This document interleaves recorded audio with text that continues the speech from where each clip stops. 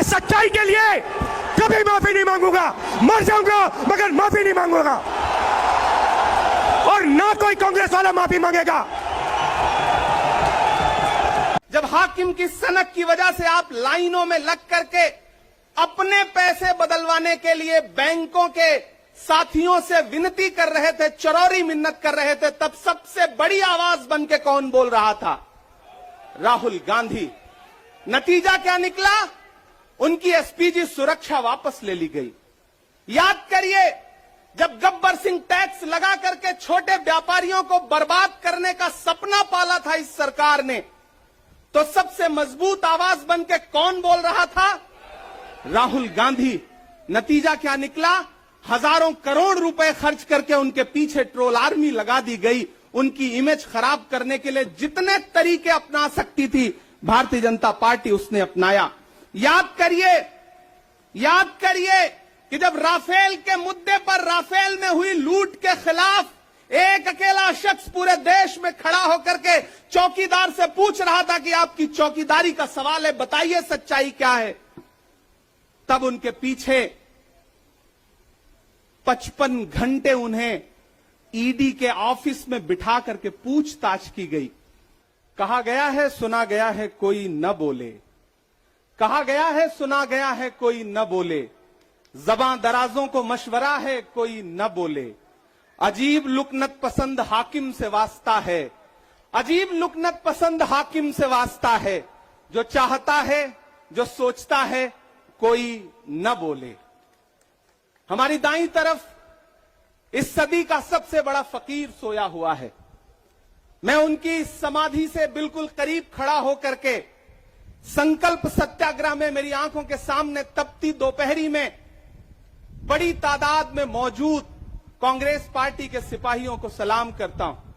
नवरात्रि चल रही है, रमजान चल रहा है, मैं रोजे की हालत में हूं। आप तमाम साथी ऐसे होंगे जिन्होंने नवरात्रि के व्रत रखे होंगे, और इस पवित्र सप्ताह के बीच में हम खड़े हैं एक हाकिम की सनक के से उपजे हुए एक फैसले के खिलाफ। दोस्तों, भारत के लोकतंत्र के लिए एक मुश्किल लम्हा है ये। याद करिए, जब हाकिम की सनक की वजह से आप लाइनों में लग करके अपने पैसे बदलवाने के लिए बैंकों के साथियों से विनती कर रहे थे, चरौरी मिन्नत कर रहे थे, तब सबसे बड़ी आवाज बन के कौन बोल रहा था? राहुल गांधी। नतीजा क्या निकला? उनकी एसपीजी सुरक्षा वापस ले ली गई। याद करिए, जब गब्बर सिंह टैक्स लगा करके छोटे व्यापारियों को बर्बाद करने का सपना पाला था इस सरकार ने, तो सबसे मजबूत आवाज बन के कौन बोल रहा था? राहुल गांधी। नतीजा क्या निकला? हजारों करोड़ रुपए खर्च करके उनके पीछे ट्रोल आर्मी लगा दी गई। उनकी इमेज खराब करने के लिए जितने तरीके अपना सकती थी भारतीय जनता पार्टी, उसने अपनाया। याद करिए कि जब राफेल के मुद्दे पर, राफेल में हुई लूट के खिलाफ एक अकेला शख्स पूरे देश में खड़ा होकर के चौकीदार से पूछ रहा था कि आपकी चौकीदारी का सवाल है, बताइए सच्चाई क्या है। तब उनके पीछे 55 घंटे उन्हें ईडी के ऑफिस में बिठा करके पूछताछ की गई। मेरे भाई, उस शख्स ने क्या गुनाह किया? क्या कसूर है उनका? उनका कसूर इतना है कि जब देश में नफरतें सर चढ़ करके बोल रही थी, तो उस शख्स ने कहा कि मैं भारत जोड़ने के लिए अपने पैर के छालों की परवाह किए बगैर 4000 किलोमीटर चलूंगा। यह कसूर है राहुल गांधी का। यह कसूर है राहुल गांधी का कि वह एक शहीद पिता के बेटे हैं। यह कसूर है उनका। यह कसूर है उनका कि उनकी दादी ने इस देश की मिट्टी के लिए अपने खून का एक एक कतरा कुर्बान कर दिया। यह कसूर है उनका। आज भारतीय जनता पार्टी के लोग हाउस में खड़े होकर के, सदन शुरू होते ही 1 मिनट भी सदन नहीं शुरू हुआ रहता था, और खड़े होकर के राहुल गांधी माफी मांगो के नारे शुरू कर देते थे। किस बात की माफी? क्योंकि वो भारत जोड़ रहे हैं, वो लोकतंत्र को बचाने की बात कर रहे हैं। अरे भाजपाइयों, माफी तो आपको मांगनी चाहिए। 15 लाख के झूठे जुमले के लिए माफी मांगो, बढ़ती हुई महंगाई के लिए माफी मांगो, अच्छे दिन के झूठे वादों के लिए माफी मांगो, लोकतंत्र को कुचलने के लिए माफी मांगो, महंगाई के खिलाफ माफी मांगो, 400 का सिलेंडर 1100 रुपए करने के लिए माफी मांगो, 58 रुपए का पेट्रोल 100 रुपए का करने के लिए माफी मांगो, हिंदू को मुसलमान से लड़ाने के लिए माफी मांगो, सिख को ईसाई से लड़ाने के लिए माफी मांगो। माफी तो तुम मांगो। और अगर तुम ये कहते हो कि राहुल गांधी ने विदेश में जाकर के भारत का अपमान किया, तो प्रधानमंत्री जी, मैं आपसे पूछना चाहता हूं कि जब दोहा में, शंघाई में, कैलिफोर्निया में, अमेरिका में खड़े होकर के आप कह रहे थे कि भारत तो सपेरों का देश है, भारत में पैदा होना तो पाप है, प्रधानमंत्री जी, माफी तो आपको मांगनी चाहिए। मैं आज प्रियंका दीदी को सुन रहा था, मेरी आंखों में आंसू थे उनका भाषण सुन करके। पिछले कुछ हफ्तों में 2 बार मेरी पलकें नम हुई। पहली बार तब हुई जब हम संसद भवन से तमाम सांसद निकल रहे थे और एकाएक हमने सीपीपी ऑफिस में देखा कि राहुल गांधी जी को 2 साल की सजा दे दी गई। उन लम्हों में मेरी आंख में आंसू थे। मैं शायर हूं तो मैं भावुक हूं, शायद इसलिए मेरी आंखें नम हो जाती हैं ऐसे लम्हों में। आज जब प्रियंका जी बोल रही थी तो मैं उन्हें सुनकर के भी मैं नम हो गया। ये जुल्म है कि जुल्म को कहता हूं साफ जुल्म, ये जुल्म है कि जुल्म को कहता हूं साफ जुल्म। क्या जुल्म कर रहा हूं, मुझे मार दीजिए। जो जख्म बांटते हैं उन्हें जीस्त पे है हक, मैं फूल बांटता हूं, मुझे मार दीजिए। फिर उसके बाद हिंदुस्तान वालों, फिर उसके बाद शहर में नाचेगा हू का शोर, फिर उसके बाद शहर में नाचेगा हू का शोर। मैं आखिरी सदा हूं, मुझे मार दीजिए। मेरे भाई, इस देश के लोकतंत्र को बचाने के लिए जो सबसे बड़ी आवाज है इस देश के, उसको मारने की, उसको कुचलने की जो कोशिश है, उसके खिलाफ आपको खड़ा तो होना पड़ेगा, आपको बोलना तो पड़ेगा। मैं कभी कभी सोचता हूं कि जब मैं कभी समाधि पर जाऊं तो क्या मुंह दिखाऊंगा महात्मा गांधी को, मैं क्या मुंह दिखाऊंगा राजीव जी को, हम क्या मुंह दिखाएंगे इंदिरा जी को कि उनके वारिस के साथ, उनके घर के चश्मो चिराग के साथ इस तरह की अपमानजनक बातें की जा रही हैं और देश खामोश बैठा है।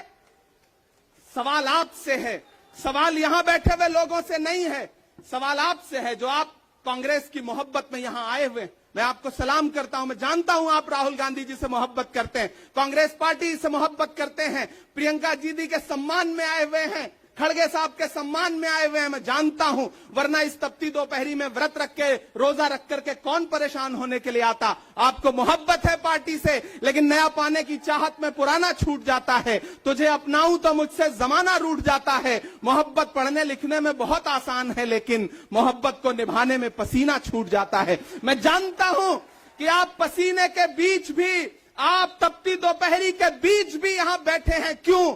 क्योंकि आपके मन में पीड़ा है। आप देख रहे हैं कि लोकतंत्र को किस तरह से कुचला जा रहा है। मेरे भाई, ये एक मुश्किल वक्त है। मैं इस मंच पर खड़ा होकर के, गांधी समाधि के इस मंच पर खड़ा होकर के पूरे देश का आह्वान करता हूं कि अब समय राहुल गांधी के सत्याग्रह का नहीं है। अब राहुल गांधी जी से आगे बढ़ करके देश के एक एक व्यक्ति के ऊपर बात आ गई है। एक ऐसी आवाज जो आपके लिए संसद में बोल रही थी, कसूर क्या था? उन्होंने प्रधानमंत्री जी के भ्रष्टाचारी मित्रों के खिलाफ आवाज उठाई। उन्होंने पूछा कि 20,000 करोड़ रुपया कहां से आया अडानी की कंपनियों में। उन्होंने पूछा कि नीरव मोदी ने, ललित मोदी ने, मेहुल चौकसी ने जो इस देश को लूटा है, उसका जवाब प्रधानमंत्री जी को देना पड़ेगा। अगर प्रधानमंत्री जी इतना कहने से आप राहुल गांधी जी की सदस्यता ले लेंगे तो हम तमाम सांसद तैयार हैं। ले लीजिए हमारी सदस्यता, लेकिन हम रुकने वाले नहीं हैं, हम झुकने वाले नहीं हैं, हम मुसलसल बोलते रहेंगे। मैं हिंदुस्तान के लोगों से कहना चाहता हूं कि हमने सहराओं में हासिल किया आसानी से, तुम समंदर में भी रहकर न मिले पानी से। ये सियासत के दिए सबके हवाले न करो, मुल्क बिक जाता है एक शख्स की नादानी से। इस शख्स की नादानी से देश बिक रहा है, लोकतंत्र मटिया मेट हो रहा है, संविधान को कुचला जा रहा है। और वो आखिरी सदा जो 7 फरवरी को गूंजी थी पार्लियामेंट में, उसको भी खामोश करने के लिए उसे संसद से निकाल दिया गया है। मैं देश से कहना चाहता हूं कि उन्होंने राहुल गांधी जी को संसद से निकाल दिया है। देश सुने इस बात को कि नरेंद्र मोदी जी और उनकी सरकार ने साम दाम दंड भेद इस्तेमाल करके राहुल गांधी को संसद से निकाल दिया है। अब देश के ऊपर फैसला है, उन्होंने संसद से निकाला है। देश के लोगों, राहुल गांधी को अपने दिल में रखो, अपने दिल में बिठाओ, निकलो पूरे देश में, करो सत्याग्रह। देखते हैं इस हुकूमत की तानाशाही में कितनी ताकत है। अगर कांग्रेस का एक एक कार्यकर्ता जो अपने घरों पर कहीं बैठा हुआ है, मैं उससे भी आह्वान कर रहा हूं कि राहुल गांधी से बढ़कर के ये मसला इस देश के लोकतंत्र तक आ गया है, इसे बचाइए। और राहुल जी शायद अपने घर पर होंगे, यहां हम हजारों की तादाद में उनको समर्थन देने के लिए जुटे हैं। मैं तो बस इतना कह रहा हूं कि मेरे भाई, आपको एक बात समझनी है, और वो ये है कि इस मुश्किल वक्त में हमें राहुल जी से ये कहना है कि लहू में भीगे तमाम मौसम गवाही देंगे कि तुम खड़े थे। एक आखिरी नज्म सुना करके मैं आपसे विदा लूंगा कि लहू में भीगे तमाम मौसम गवाही देंगे कि तुम खड़े थे। शहर का सूरज गवाही देगा कि जब अंधेरों की कोख से निकलने वाले ये सोचते थे कि कोई जुगनू बचा नहीं है, तो तुम खड़े थे, तुम खड़े थे। तुम्हारी आंखों के ताकचों में जलती मशालों ने नई मनाजिल हमें दिखाई। तुम्हारे भाई, तुम्हारी बहनें, तुम्हारी माएं, तुम्हारी मिट्टी का जर्रा जर्रा गवाही देगा कि तुम खड़े थे। हमारी धरती के जिस्म से जब हवस के मारे ये सोचते थे कि सियाह जोंकों की तरह चिमटे, तो तुम खड़े थे। तुम्हारी हिम्मत, तुम्हारी अजमत और इस्तकामत तो वो हिमालय है कि जिसकी चोटी तलक पहुंचना न पहले बस में रहा किसी के, न आने वाले दिनों में होगा।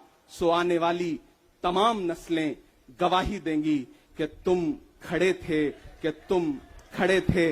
हम तमाम लोग, मैंने कहा ना, बहुत सारे लोग यहां व्रत रख करके आए हुए हैं, मैं रोजे से हूं।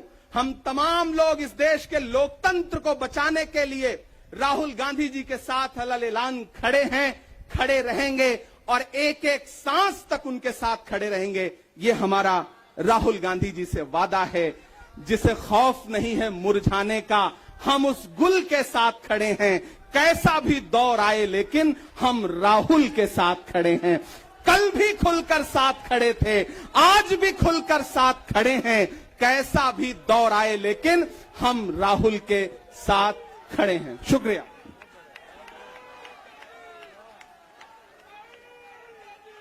बहुत बहुत धन्यवाद इमरान भाई, इस इनकलाबी और जज्बाती तकरीर के लिए आपका बहुत बहुत शुक्रिया।